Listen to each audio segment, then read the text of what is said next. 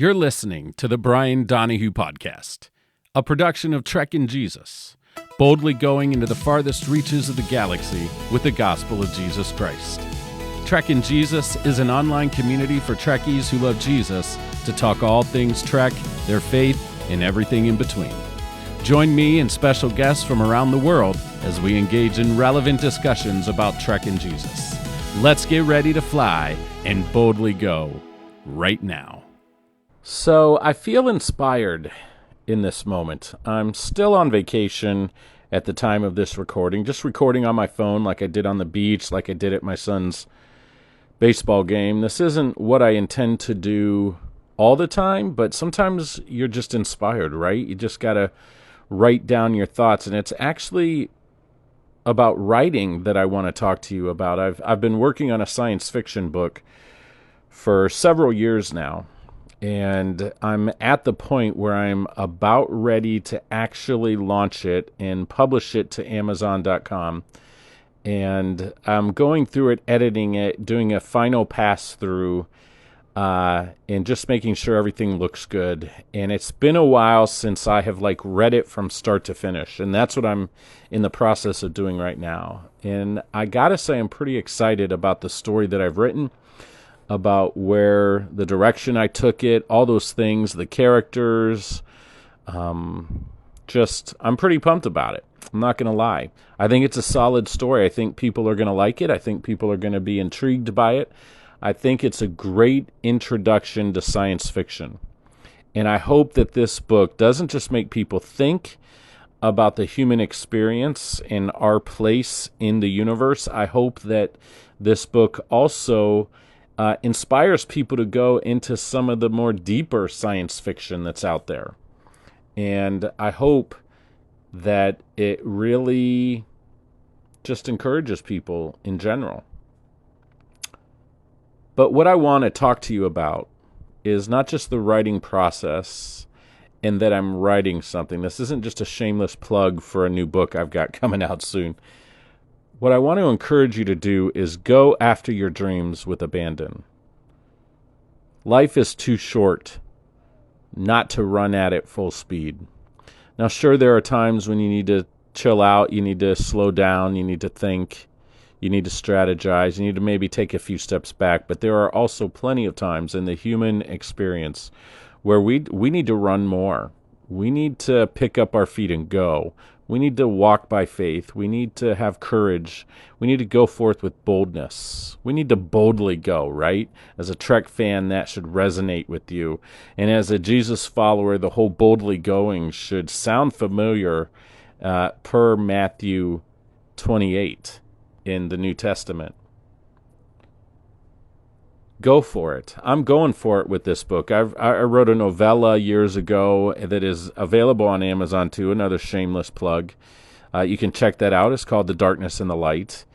It's a historical fiction book, but this science fiction book is really the culmination of dreams of writing a sci-fi story, of coming up with something that I hope people would enjoy reading and want to maybe read more of these characters in this story.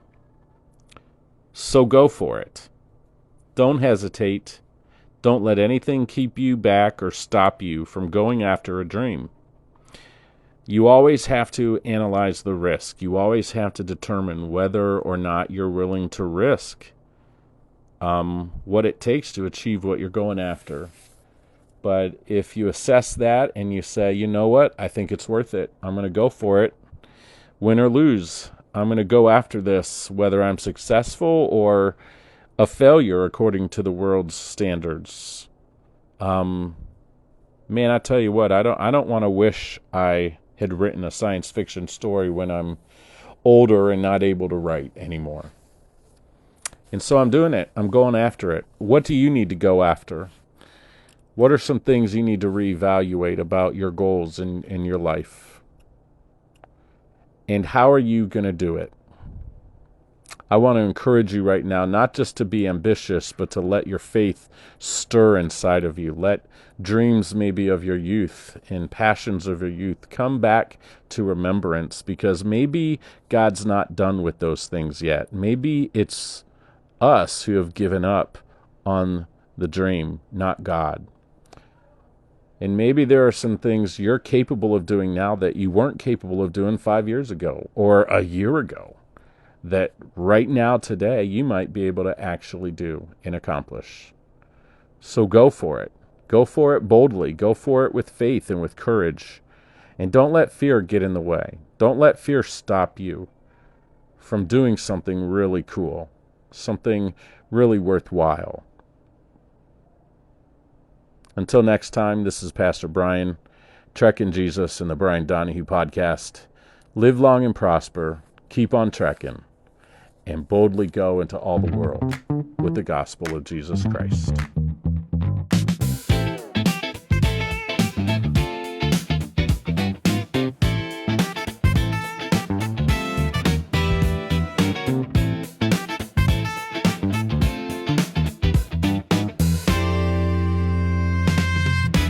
And welcome to the Brian Donahue Podcast, the portion of the show where I bring in a very special guest.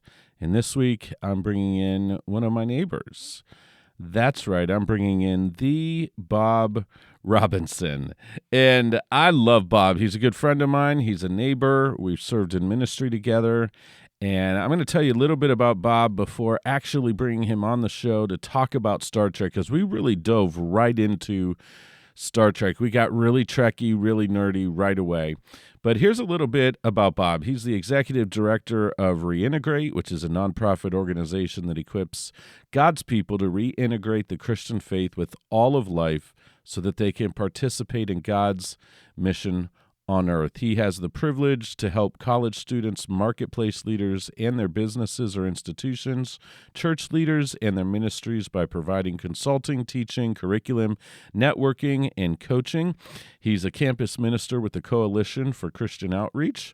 He reaches out to students at Kent State University, Stark State College, Malone University, and Mount Union University here in Ohio. Nothing has shaped him more, his theology and his approach to ministry, than being a part of the magnificent community at CCO. He's an ordained pastor. He's received his Bachelor of Science in Business Administration from the University of Akron, and then went on to receive a Master of Divinity degree with honors from Trinity Evangelical Divinity School. And then in 2018, he received his Doctor of Ministry from Covenant Theological Seminary in Faith, Vocation, and Culture.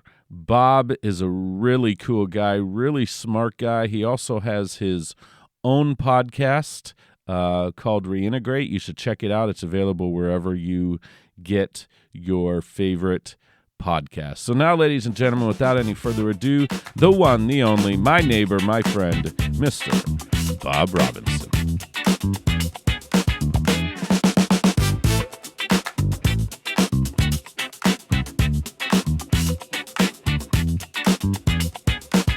So, Bob, one of the things I'm curious about, again, before we jump into what your favorite film is, but what kind of cinema or art are you drawn towards? I know you're a big music fan. Is there particular genres or whatever that you're kind of drawn towards in film or music? Yeah, in movies in films, I'm drawn to more of a drama, but a drama that is real. As far as I like drama with people who have senses of humor as well. Okay. So sometimes you have like an apocalyptic film and everybody's like, "Oh, life's terrible," and everybody's like, and I'm like, there's always a jokester, no matter how bad things are. Somebody's going to crack a joke, and it's just lazy writing when somebody doesn't have, is unable to bring that into so that's part of the reason why I like Star Trek so much, because it's drama, but the characters are real, they're humorous, they jab each other. So that's why I like Star Trek so much. It's one of the reasons, is because you have high drama, you have high stakes, of course you have explosions and science fiction stuff and on all that, but it's all the while, the human beings are true human beings. It's like you don't have anybody that's like, the Borg are just terrible. Yes, the Borg Yeah, are yeah. terrible, but let's joke a little bit over here too. Mm-hmm. Yeah. Oh, I got to ask you this question too, because I've asked this of other people. When can you point to a specific time or show when you became a Trekkie? No, when I was a kid, uh, Star Trek, the original series, was just in my blood. I was always watching it. So I can't remember the first time I watched it. I don't remember, but everything about science fiction was framed by sci-fi Mm, by mm-hmm, the original mm-hmm. series. Right, right. Yeah. And so, I'd be as a kid, I'd be drawing comic books and superhero comic books, but there would be like sci-fi elements that I stole from an original episode. That's interesting. So it was just part of my DNA Yeah, after a while. that's really kind of how I feel because I remember watching the original series every Saturday night. I think it was on at like 6 o'clock, channel 43 WUAB out of Cleveland. Then I remember when Next Gen debuted. I was very young. I mean, I was born in 79. It debuted in what, 86, 87. And then that was seven. So Saturday nights were just phenomenal growing up. And then you added Deep Space Nine at 8 o'clock.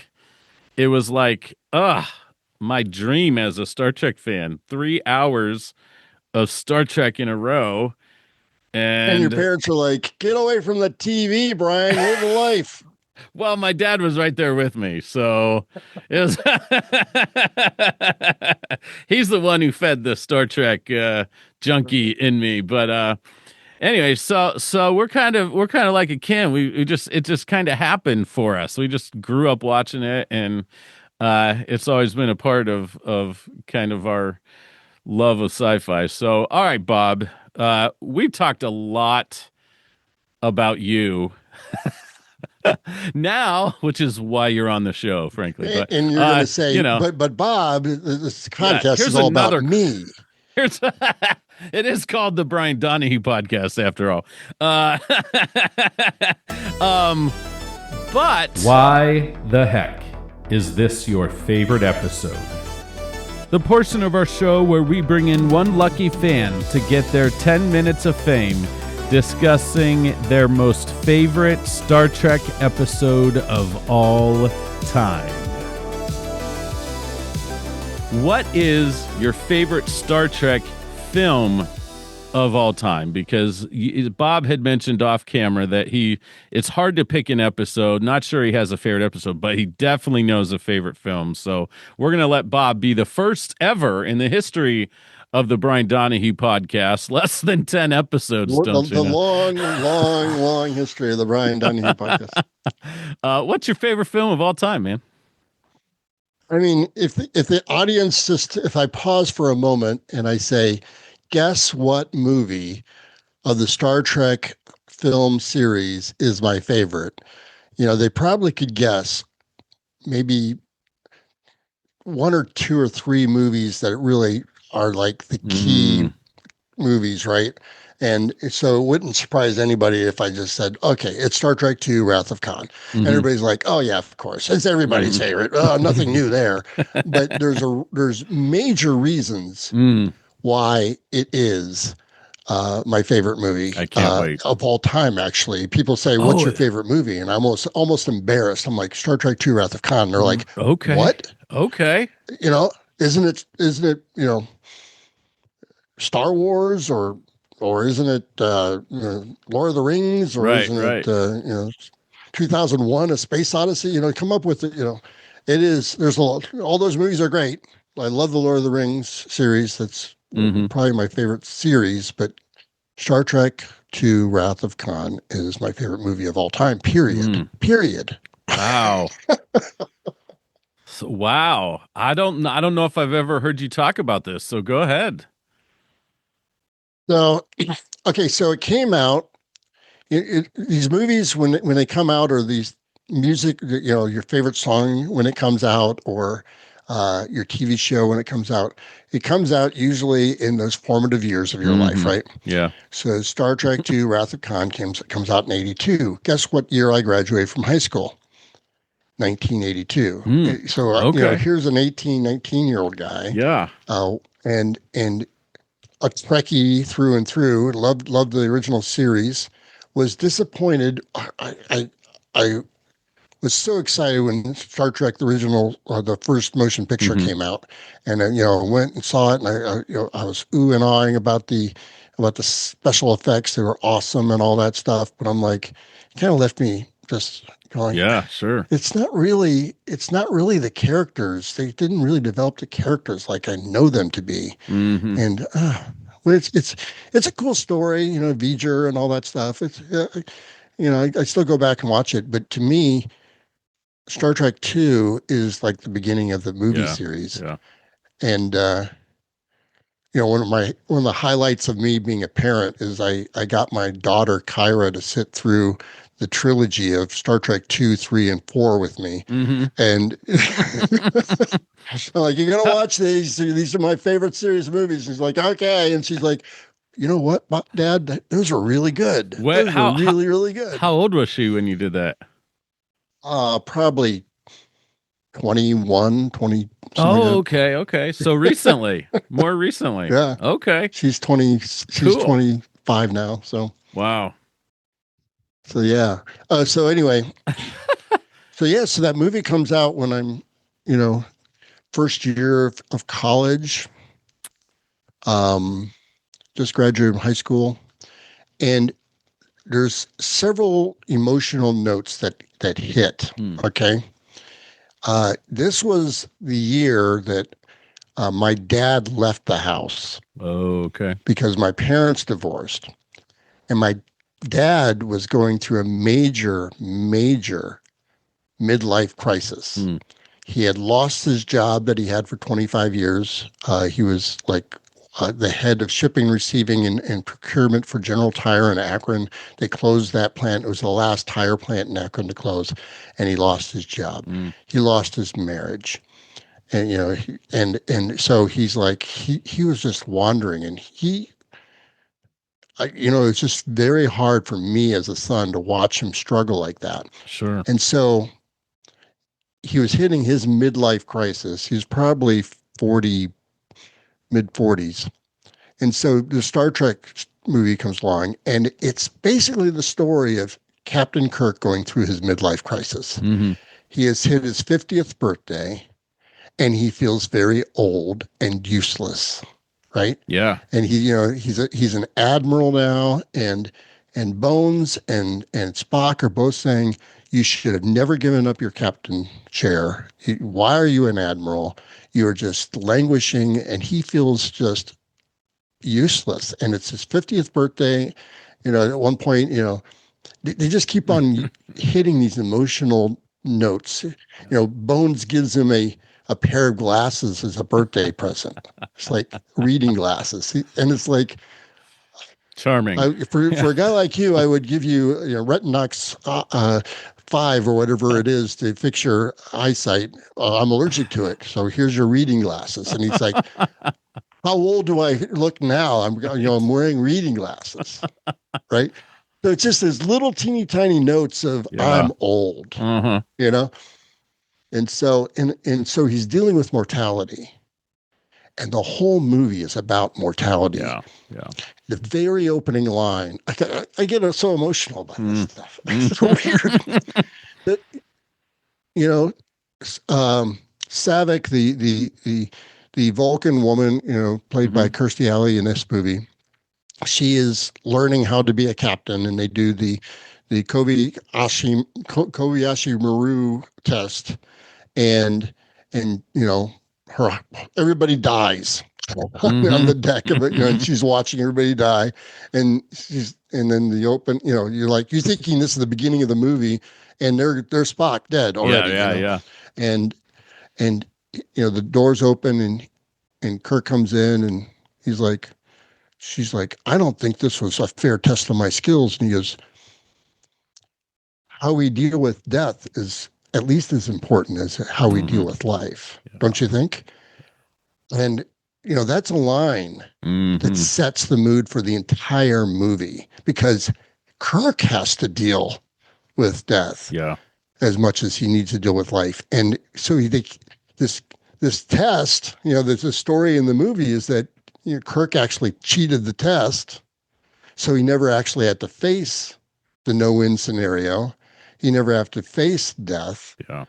and so they just beautiful layers of how do you deal with your mortality, and Kirk having to deal with that all the way through the movie. Not Mm. only his mortality, but then you know just a little. I love literary stuff. This is to me, Khan is a masterwork of literature as Yeah. well because Yeah. they're constantly using literary foreshadowing all the time.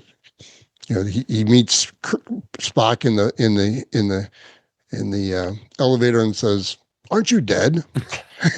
It's like, guess what's going to happen, right? And Spock comes up. He says, very early in very early in the movie, Spock says, "The needs of the many outweigh the needs of the few or the one." Hmm. And so they set that as a foretaste, a little foreshadowing. Yeah. And then he also says, "I have been and always will be your friend," to Hmm. Kirk. Hmm. And so this is like really Yeah. emotional stuff. Yeah. So for Spock to say that to Kirk as a logic, half human, but trying to be as Vulcan as he can, to actually be able to say, "You have been and always will be my friend," Yeah. is an emotional cue. The So all these things, yeah. it's wonderful as far as dealing with mortality. Hmm. It's a great through line in the movie. Absolutely. And I think I'm sorry to interrupt you, but the thing that's so beautiful about the really opening 10-15 minutes of Star Trek II: The Wrath of Khan, right away as a Star Trek fan, you can tell they're fixing some things they didn't do with the motion picture. Like they're really resetting to connect the fans with these characters again. And the problem with the motion picture, like I still watch the motion picture and can enjoy it for what it is. It's got some of the best music in all of Star Trek in it. I mean, Jerry Goldsmith had to write beautiful music to make that film watchable at all, because of all the long special effect shots. But really, they could have put any characters in those positions at all and Yes. still made the movie. It wasn't necessarily Kind a of a generic, just could have been a generic sci-fi movie. yeah, and maybe it would have It's like, been maybe it would have felt differently and been more acceptable to the general sci-fi audience. I don't know, but for Star Trek fans, it's about the characters. As much as we love the Enterprise, and that's a character too, as much as we love the special effects and the bar fights and all that stuff, it's really about really mostly the original about those three characters that kind of trinity of the original series of Kirk, Spock, and McCoy. And in this film, they just beautifully right from the start reset it so that Star Trek fans would go, this is what we've been waiting for. took a lot of time to have them interact with each other just Yeah. as friends. Yep. There's a scene where Spock, like I just mentioned, the Spock and Kirk scene, and then later on the Bones and the McCoy and Kirk scene where they're just hanging out in Kirk's quarters and Mm-hmm. just talking and as friends. Mm-hmm. And it's like, yeah, this is real. This is real Yeah. friendship. So that's cool. And they do get into, I mean, the film also does get actiony. Like it really does get into the excitement and, like Nicholas Meyer, the director, has always said, he always saw Star Trek as like submarine warfare in outer space. And so you see that beautifully in especially the climactic scenes of this film. What else about the film, man, that really, you mentioned that mortality theme. Is there anything else that really draws your heartstrings? Read about this, and it's something that you could see the parallel storylines between Khan, who is just ready to do anything to get Kirk, to have revenge on Kirk. And so what we see, and it's like, it becomes blatant when you see it, right? When Chekhov and the other captain show up on City Alpha 5, which is they thought was City Alpha 6, and he first looks around and he finds out, he looks and he says, "Oh, there's Botany Bay. But right before he does that, he looks up and there's a bunch of books laying there, and one of them is Moby Dick. Yeah. One of them is Moby Dick. And so you watch. So if you see that, you go, "Huh? Oh, so well." That's a classic book, of course. An intelligent man like Khan would be reading that. But he is Ahab. He is that man. Yeah. He has completely become obsessed with the white whale. And who is that white whale? It's Kirk. And what destroys Ahab is that obsession, and what destroys Khan is his obsession. He should have won that battle. He has the superior intellect, and yet his vengeance clouds his decision making. And it's just like Ahab losing, to the whale. He loses to Kirk because of the same thing. So you have that character. And so that book is kind of a through line. Yeah. But the other book, Spock gives Kirk for his birthday present, A Tale of Two Cities by Charles Dickens. And so the storyline of that one is at the end, the main character sacrifices his life for the good of a family. And it's like, and so at the end of the movie, you have Khan quoting Moby Dick, and you have Kirk quoting A Tale of Two Cities. And you could see the exact opposite, right? So it was like, wrote it down here. Khan says, "From hell's heart I stab at thee. Yes. For hate's sake I spit my last breath at thee." Moby Dick. Right? Yeah. And so it's like so clear. But then at the end, Tell Two Cities, it is a far, far better thing that I do than I have ever done. It is a far, far better rest that I go to than I have ever known. And Kirk is saying that he's looking out to the viewport at the new Genesis planet. Right. And Spock is down at that Genesis planet. And they're all like in awe of this new creation. And he's reflecting on the sacrifice that Spock made. And it is exactly, the sacrifice that the main character in Tale of Two Cities made. And it's like, there's a reason why we sacrifice. Yeah. It's a far, far better thing to do than to have vengeance. Yeah. Like Khan had, so you had, the destruction of vengeance, and as a Christian, I'm like, we can so easily give into our bitterness and our need for revenge and our need to, I'll show them. Or we can say, it's a far, far better thing to do something else, And so that's the contrast between two huge literary books. It's just amazing that Star Trek is willing to go that deep to tell you this is what's going on in this storyline. Yeah, and it is a beautiful thing.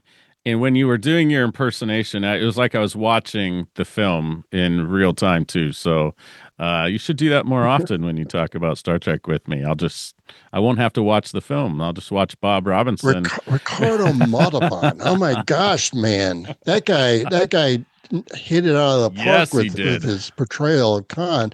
And that chest of his, I wish I had that chest. It's real. They say it's real. Said it was his. They say it's real. He worked out a lot. It's like, holy smoke, my man. Yeah, right? And then that ear thing too, like I just still makes people Oh, cringe that freaks this you out. day.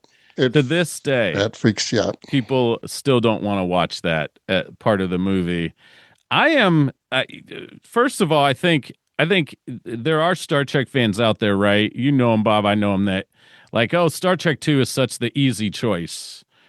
But it's if it's the easy choice, it's because it deserves to be the easy choice. It is just filled with so much depth. All of the things we loved about Star Trek and the characters in the original series, this film has. It's got superb music by James Horner. The acting is really fantastic. I mean, that scene with Kirk and Spock, with the glass separating them, to this day, I have to be doing something else if I'm not fully engaged with this film to not cry or at least sigh and say that's really Well, powerful, even in to this in day. in in pre- in preparing to talk with you, I watched it again last night, Oh, did you really? I love it. and dag nubbit, I cried Yeah. when Spock died, and Kirk is looking through the window, and he just says, "No, Yep. Yep. Yep. no, Hmm. this is my best friend." Yep. And Yep. so it hurts you so bad. Hmm. It hurts you as you Hmm. watch it because it's, you've seen people deal with the death of loved ones, Hmm. and it hurts. It hurts really bad. Yeah. And for him to at the eulogy say, of all the souls I've ever met in all my travels, his was the most human. It's like, Hmm. what? And then they play Amazing Grace as the torpedoes Amazing going. Grace. What? Yeah, I remember. I, Amazing I I Grace. remember hearing Nicholas Meyer talk about that, and there are all kinds of options, and they talked through that what the music should be, and he was basically like, "Ah, screw it. That's the song's gonna hit on everyone." Like it's just there's Everybody no knows that better. as a Yeah, funeral, right. as the seeking hope in the midst of death is Yeah, Amazing yeah. Grace. It's Absolutely. it's it's a beautiful song that transcends religion. Frankly, in my opinion, like you can't Yeah. hear that and not go, "That's really good." And we all need that Amazing Grace, right? Yep. Well, so okay, so Star Trek II: The Wrath of Khan, definitely in my top five. I think it's number two for me. I'll have to look at my rankings with the big sci-fi. My personal favorite is First Contact. Of Um, course. but Because you're a next I'm a gen next guy, gen. You're first of right, all. exactly. Yeah. And that's the greatest next gen movie, no doubt about Hands it. That's down, my hands down. Yeah, absolutely. Yeah. But so let My me. my dad, my dad was my dad introduced me to sci-fi. I'm talking we Mm, talk we yeah. opened the Hmm. the uh podcast talking about my dad. He had me reading Isaac Asimov and Ray Bradbury as a kid, right? Yeah. Yeah. And so I wanted to show him a Star Trek movie, and I showed him First Contact, right? And I was Okay. like, I was nervous. I'm like, Yeah. is he going to think this is? And he goes, that was a really good sci-fi movie. He Yeah. he Yeah. doesn't know that he does not know the characters at Hmm. all, Yeah. like I do. I Yeah. loved Next Gen, but yet he loved it. So I was like, Yeah. yes, score. It's a phenomenal film and it still looks great to this day. I mean, it sits right and I still enjoy watching it and showing it to people. It's one of the Star Trek films I do uh suggest to non-Trek fans if they're going to watch one of the Yeah. films. Wrath of Khan is always on that list, and First Contact. So let me ask you this. This will kind of be my final question, maybe. uh, what is your feeling since you are a Star Trek II Wrath of Khan fan? How did you feel about Star Trek Into Darkness and how they handled that? I was disappointed Mm, that they tried to regurgitate the Khan story. yeah, I mean, it's the Khan story is so iconic yeah, that they could have made that story about anybody. It hmm, didn't have to be Khan. They yeah, didn't have to yeah, do the big reveal of him saying, "My name's Khan." It's yeah, like, yeah, yeah. and I'm like, oh, when he said, when he said Khan like that, I literally said, "Oh, give me a break."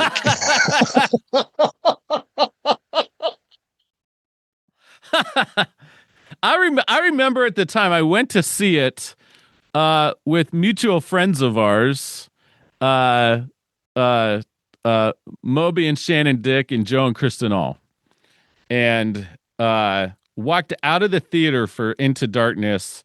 And I remember Joe and Moby and I going, we loved every second of that movie. Okay, it's a really well done movie as far as It it's good pacing, everything. Um, Yep. the thing that but when I watched it a second and a third time, as we Star Trek fans often do, Yes. that's when it started. That's when I finally could take a step back and say, they could have gone anywhere with this new Star Trek film because of what they did in the first one, where they blew up Vulcan. Now they're in a different timeline. It kind of felt like Khan was just kind of low hanging fruit. And again, he's a different nationality. Like he's not even Indian, like Khan was supposed to be, and it just felt a little more convoluted and like, oh man, they almost felt like it was a lack of creativity to make another film. What was the name of the last Star Trek movie Beyond. in the original? Oh, No, in oh, before the Kelvin timeline, oh, the it old was timeline. Nemesis, Star Trek, The Next Nemesis Generation. with Yeah, Tom Hardy yeah, as the yeah, yeah. and so they advertised that thing as this is the new Wrath of Khan, right? Yes, yeah. Because and because this Tom Hardy's character has this you know vendetta against Picard, and it's going to be all the same thing. And I took my good friend to this thing excited, and I was so embarrassed. Right. I walked out and I said, Matt, I'm sorry. That was terrible. That film was also, I remember the reviews for Nemesis saying this generation Star Wars too. Like, and so I'm watching all the previews on, I don't know what internet service I had in the house I grew up in at the time, going, wow, this looks phenomenal. The trailer for it looked really good. And then I'm watching it going, man, and it had an Academy Award winning writer. Logan, I can't remember his first name, wrote The Gladiator, one of my favorite all time Yeah. films. And he Yeah. wrote The So Beautiful Mind, like they put that they put that in there saying this is well written because of this guy, and I'm like, yeah, oh yeah, so excited for. And so what again, low hanging fruit, trying to recreate a con experience yeah. instead of just coming up with a nice, wonderful story that you could Hmm. have just any story you could have told. But that's why I brought that up, is Yeah. because it just felt like with the second Star Trek movie in the new series that he didn't have to go with Khan. He Yeah. didn't. Yeah. Big Sci-Fi just covered Into Darkness, and that was one of the big things we said is they could have come up with a whole new character, and it probably would have been okay. It would have been better than trying to rehash Khan at least. And so, but I mean, it is what it is. I'm not a movie executive. I'm not a Hollywood director. I'm not a Hollywood writer. I guess I just, as a Star Trek fan, I reserve the right to nitpick and complain. Right? So we get that's our prerogative as Star Trek fans. We've got to be able to do that. Hey, Yeah. I mean, it's like, they made books called The Nitpicker's Guide to each of there the you go. series, and they're pretty fabulous. I loved That's watching right. the shows with those books and going, oh my gosh, I never noticed that before. But anyways, what I have noticed before is that my friend Bob is a huge Star Trek fan, and it shows. Bob, thanks for being on the show. Thanks for sharing your favorite film and talking Trek, and sharing your faith a little bit and why you love it. And we'll have you on again soon, I promise. That's a promise, not a threat. And until next time, guys, live long and prosper, boldly go into all the world, and keep on trekking.